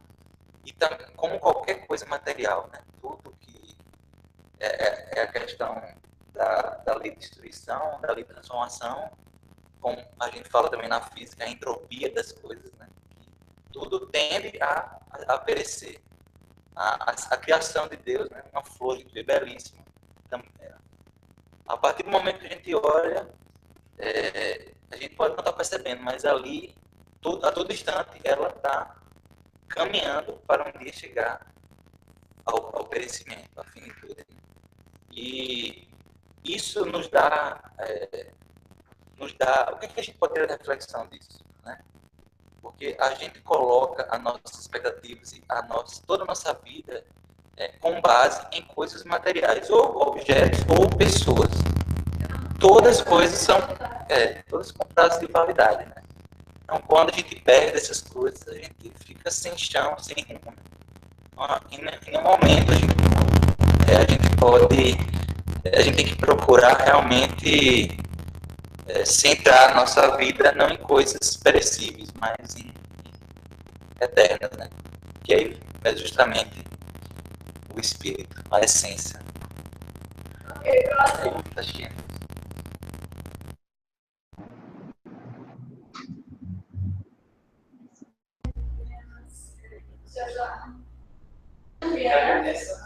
Só tem aí Larissa, Isabela e Eduardo.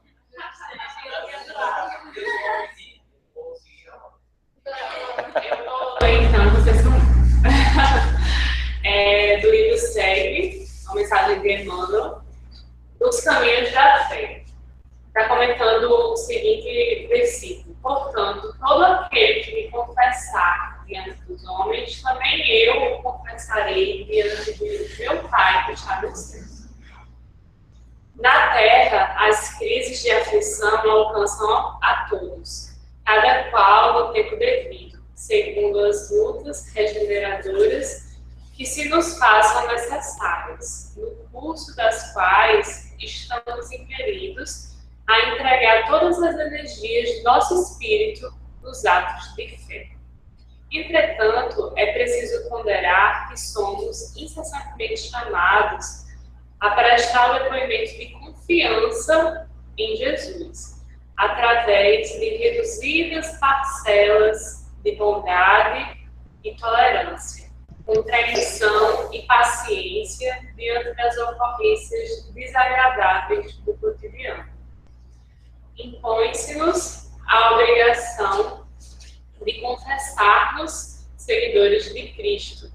E aí ele está interpretando, né, o que seria ser confessar, né, seguidores de Cristo, por intermédio de definições verbais claras e sinceras, mas somos igualmente convidados a fazê-lo na superação dos aborrecimentos comuns, porquanto só atravessando as diminutas contrariedades do dia a dia, como grandes ocasiões de revelar confiança em Jesus, é que aprenderemos a suportar as grandes provações como se fossem pequenas.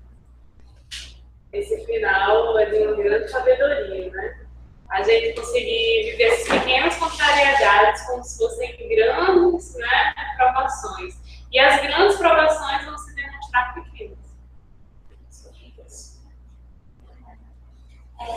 Só atravessando, né? Com certeza, importante, só atravessando ali de lutas contra habilidades do dia a dia. Como grande ocasião, coragem. confiança em Jesus é que aprenderemos a suportar as grandes comprovações dos pequenos. Aí essas grandes que caem logo, você tenta compreender. Aí quando perde o chão, fica sem, ou seja, pessoas ocultas, né? Emprego, namoro, cercado, casamento, se casa, então a pessoa manda. Então estou chorando. Para não chamar, Aproximado mesmo. essa mensagem é muito bonita. Aí nesse campo aí, eu acho muito. Mas aí tem a sequência aqui, né? Isabel, eu tomei Achei maravilhoso. É como, assim, quando ele disse confessar, qual é a outra interpretação do termo? Sim, se declarar pelo Pai ou confessar, né? É como a gente disse e repetiu várias vezes, é mais do que palavras, são ações, as atitudes. Para mim, assim, confessar Jesus é praticar os seus ensinamentos no dia a dia. A empatia, é a caridade, é a fé. É um exercício, assim, usual mesmo. E, assim, saindo até um pouco, porque fala muito de resignação, né, nas tarefas, mas eu até saí um pouco, fiz 2 ligações quando eu li. Uma que Paulo estava falando no domingo, que me marcou muito, sobre ser pacífico. Ser pacífico não é ser passivo, é uma ação. E fazer a paz é exatamente uma ação. E eu estava pensando que exatamente confessar Jesus não é apenas como no Evangelho, segundo o Espiritismo, fala na instrução dos Espíritos sobre a caridade, né? Que não basta apenas você não fazer o mal, você tem que fazer o bem. Então não é a passividade, é a atividade. E eu acho que isso é confessar Jesus, porque eles diziam assim, que para não fazer o mal, basta a inércia e a indiferença. Mas para fazer o bem, tem que ter a ação da vontade. E é exatamente isso, confessar Jesus. Não basta você ficar lá assistindo as coisas ocorrerem, diminuir e ficar parado não fazendo a maldade. Porque aí, cadê o mérito, né? Cadê a sua chance, a oportunidade de fazer o mérito? É isso. Isso eu acho até que se aplica até ao nosso estudo também aqui, né? Porque inclusive, João colocou um vídeo de Haroldo falando com o pessoal do NEP, lá de, se não me engano, Rio de Janeiro, e ele comentava justamente isso, que é uma característica do NEP procurar, buscar, tentar, né, fazer com que o estudo aqui não seja só de boca para fora, né? Tenha uma dimensão prática também na proposta.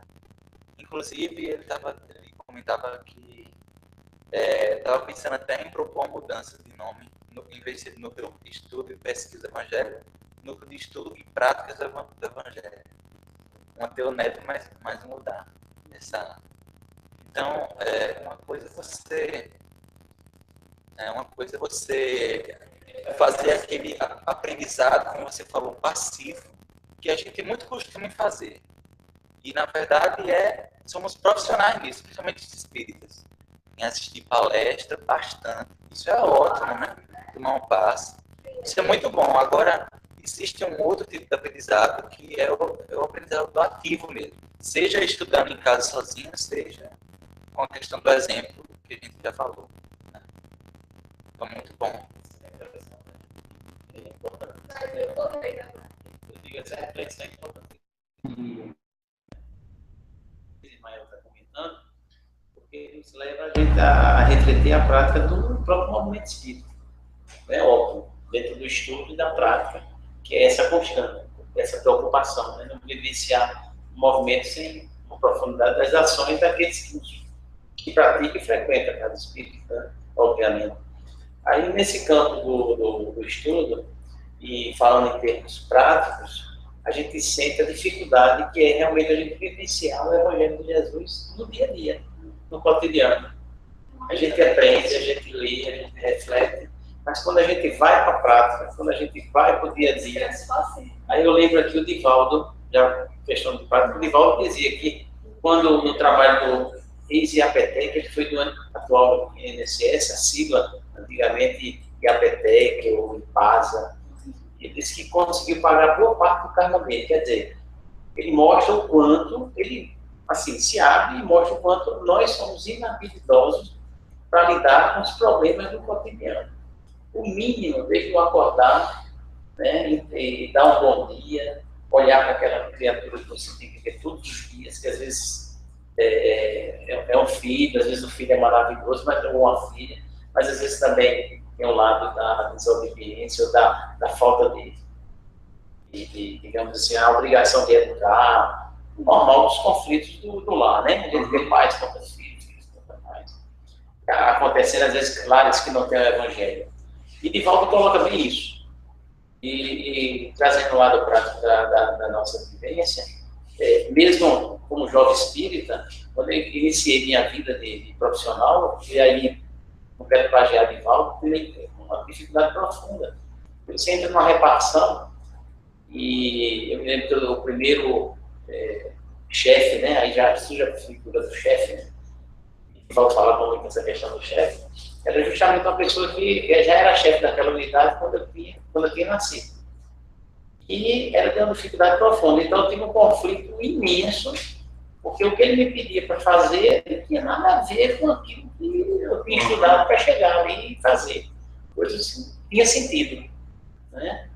Aí fui ajudado por uma pessoa que era socióloga, fui chamado, aí como espírita estudando, aí eu comecei a entender, me colocar na posição dessa empatia dele. Quando ela me falou que ele estava ali como chefe, desde a época que eu tinha nascido.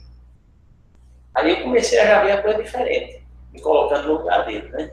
E que ele já tinha tentado, era do 14º andar, em Recife, ali no prédio que tem na Recife Antigo, e ele já tinha tentado pular umas 2 ou 3 vezes lá de cima, e o pessoal segurou, né? Então a gente começa a ver que a gente vai lidar com essas pessoas que têm um conflito interior. E aí foi colocado aqui que a gente tem que amar esses que nos perseguem, é o que Jesus dizia, porque elas estão precisando do amor, do carinho, da atenção e da compreensão. Naquela época, graças a Deus, pelo menos eu não emiti vibração negativa para ele. Eu compreendi, não me tornei aquele amigo afetivo, saí fui convidado para outra unidade, não sei o que aconteceu posteriormente, mas graças a Deus, graças à doutrina que eu conheci, eu não consigo levar mágoa das pessoas que me ferem, assim, mas graças à doutrina, obviamente. Isso eu já agradeço muito ter atingido esse mínimo, graças à doutrina espírita, de não me vingar, pelo menos até agora, né? Não sei se, pelo menos até agora, não sei se amanhã você vai viver aí querendo fazer um mal, assim, alguém que me perseguiu, pagar com mal, mas até agora, assim, eu tenho percebido isso.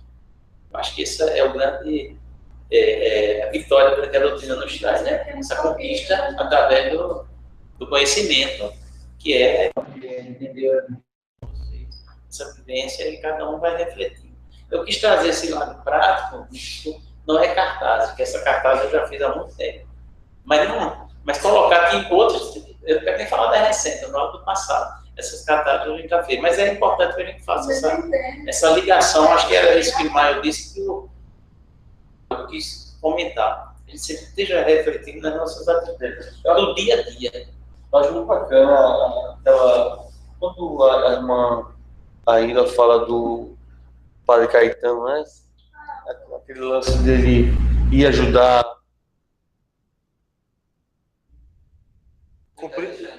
compreendia melhor o Evangelho, né? Quando ele ia realmente para a prática, aí ele conseguia entender, consolidar, né? Aquilo que ele na leitura, na teoria, ele lia e tal.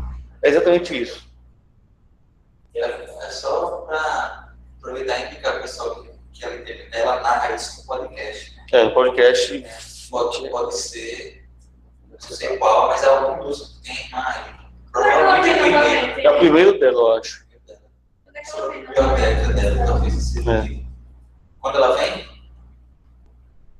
ela está recentemente em Recife.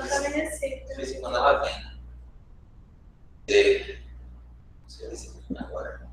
Mas ela está sempre por aqui, de vez em quando ela vem.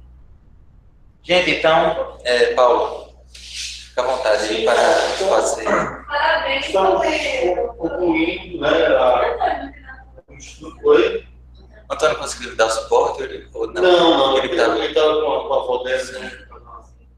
Estava com a avó dele militar e tal, né? Não sei não. Ele está chegando no final do estudo do ano, quer dizer, do estudo desses, né, das películas, pelo menos. A proposta semana que vem é ver, né, assistir ao vídeo da Boa Nova, os discípulos, e aí estamos completando pelo menos essa perícope maior que é das perseguições, e vamos começar na moral. Ano que vem a gente já começa muito bem, né? Com ela. Que é o versículo 34. Mas antes de chegar lá, tem um período muito importante, que é o encerramento desse ano. Sim, exatamente. Tem que ter esse meme nas férias. Eu acho que é importante colocar a questão que você falou aqui do luto, né? Eu acho que isso é importante, a gente lembra que a gente discutiu a questão do luto aqui nessa sala, como é importante você viver o luto, né? Isso foi estudado aqui pela gente.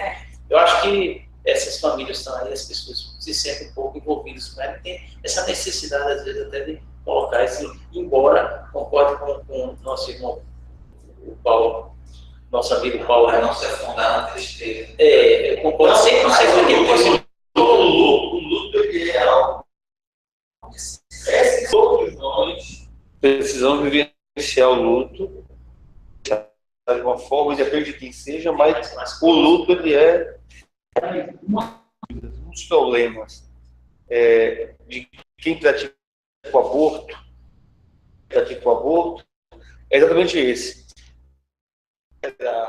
Que ali é um ser, né, que seria só um amontoado de células, ela não vivencia o luto. E isso mais na frente vai repercutir em problemas psicológicos e tal, por não vivenciar o luto.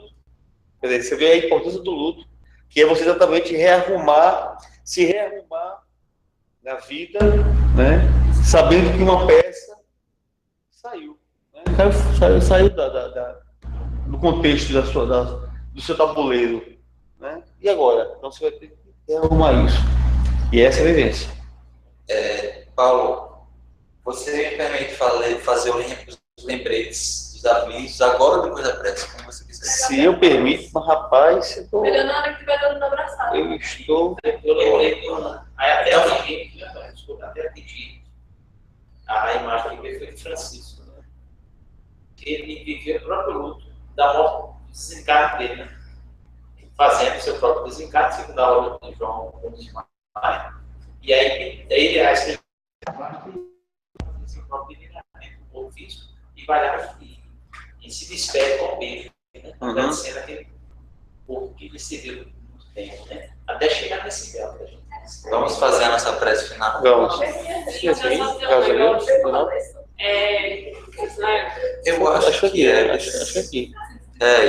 Pronto, então fica a indicação, pode ser 19, Carta aos Hebreus, história do Padre Caetano, mas Muito bom. Israel, Uma boa indicação.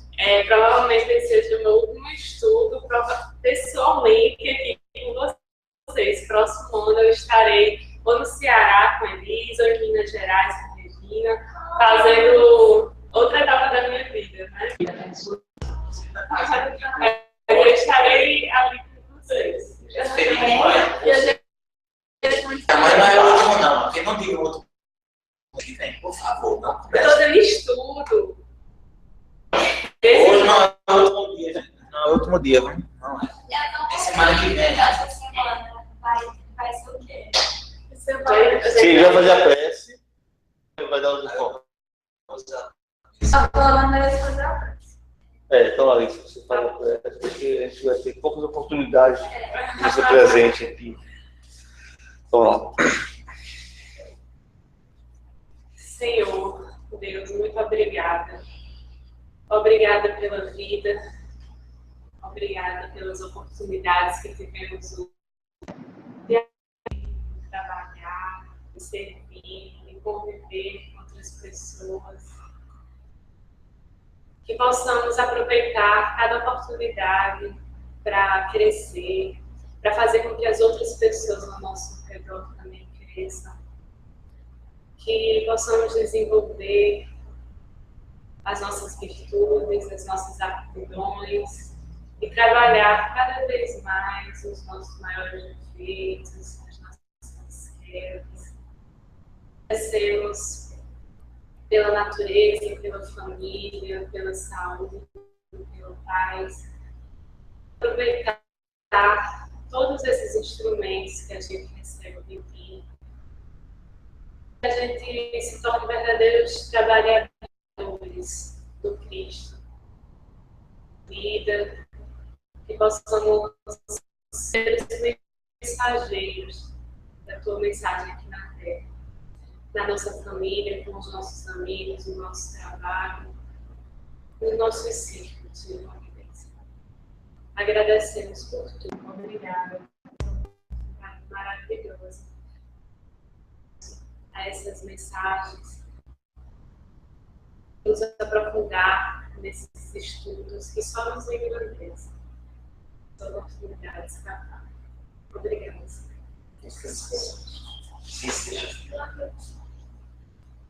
Andar muito bem pra Bahia. Meus amigos, vamos fazer os avisos então agora. Vamos em pé, né?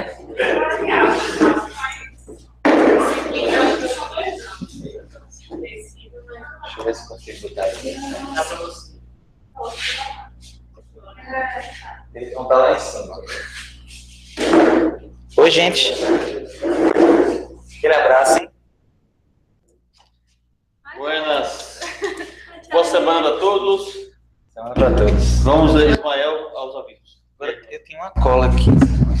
Sim, Nai. A gente coloca depois no WhatsApp. Estamos igual no WhatsApp, né? Os avisos também. Ai, vai precisar sair. Né? Boa. Vou colocar, certeza. Semana que vem nós vamos assistir só relembrando, vamos assistir esse DVD aqui, de Haroldo. Os discípulos. Os discípulos, que justamente trata de um assunto que a gente abordou, né, esse semestre, falou sobre os discípulos. Então a ideia é assisti-lo, né, inteiro e depois fazer uma discussão. Inclusive a gente viu aqui todo mundo que Maiara se dispôs a assistir ele e fazer um quiz para todo mundo. Né? Então a gente vai ter também esse quiz que Maiara vai fazer depois. Então a ideia, gente, é tentar chegar um pouco todo cedo. 7 horas. Então, eu acho importante já estabelecer assim, vamos assistir às 7 horas, numa velocidade um pouquinho maior. Mas isso é o que Haroldo fala. Não. Aí a gente faz isso porque aí tem tudo meia hora, coisa muito importante. E esse cuscuz, né? Vai que horas? Cuscuz, não é cuscuz, não? Semana que vem a gente vai sortear um amigo secreto também. Semana que vem vai ter isso, vai ter esse quiz e vai ter o sorteio do amigo secreto também. Então, então quem perdeu vai perder também. Vai ser no papelzinho o sorteio do amigo secreto? Não vai ser não, mas... Ah, tá. Tchau, Eli. Tchau.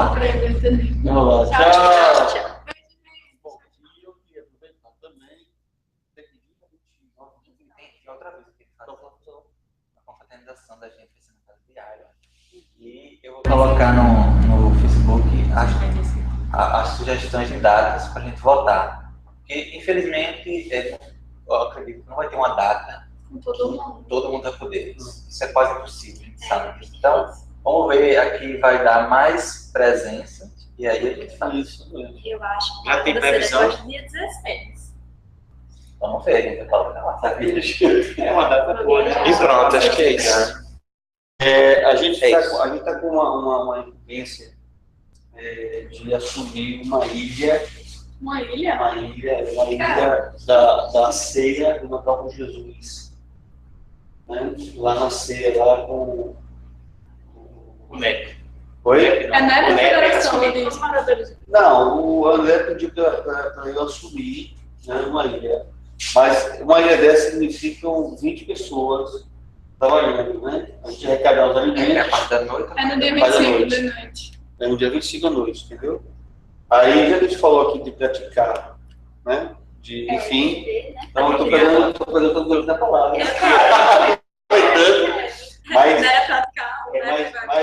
e aí, assim, é muito gratificante, realmente. Esse trabalho, como você passou no dia 25 de dezembro, no trabalho. O dia 25 ou 24? 25. No dia do Natal, Natal, 18 é o dia 25. A parte da tarde é linda nos hospitais, gente. É durante o dia? Participo. Tem atividade o dia todo. Esse é o fato da noite. O que eu estou falando agora é a ceia. Né, Seguindo, vai ficar umas seguindo e... 400 pessoas. Servindo os moradores de rua. Pessoal lá daquela comunidade lá da não, ali, meu Deus.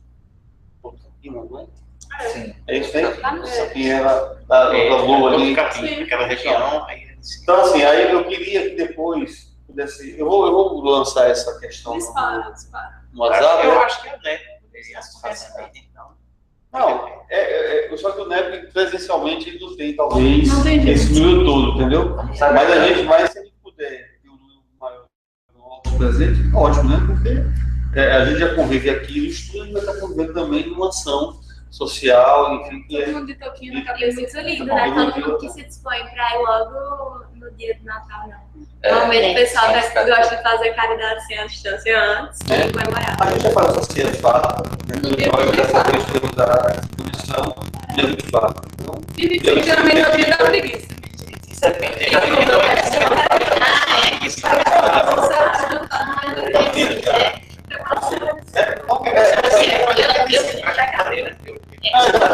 Eu posso ajudar com alguma coisa material, porque eu viajo logo no dia 26.